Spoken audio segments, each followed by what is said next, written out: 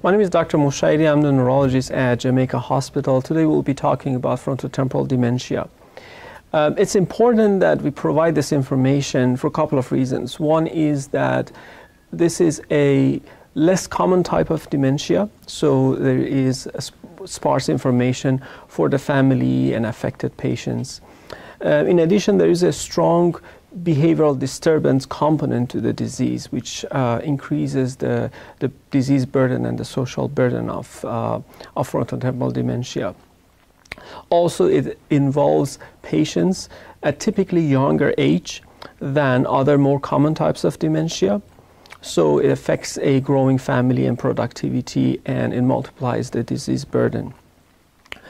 The frontotemporal dementia is diagnosed typically by a combination of clinical exam history and imaging.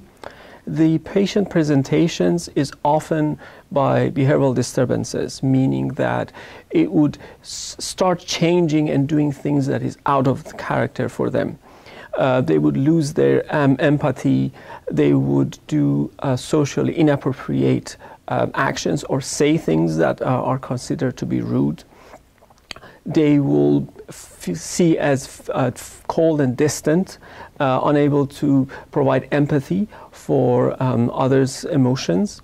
They would have difficulty controlling their impulses, typically with the eating. They would have issues with the stopping eating, or they will be putting things in their mouth frequently.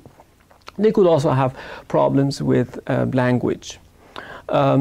So once the diagnosis is made, and typically there is a lag because of insidious onset in onset of symptoms and the diagnosis, then there are a couple of important points to know. One is that at present time, unfortunately, there is no treatment that can change disease course or stop it from progressing. Although there are research going on, but that's where we are at the moment. This does not mean that there is no help out there. There are medications that can help, especially with behavioral issues, to lessen their symptoms and the burden on the patient and the family.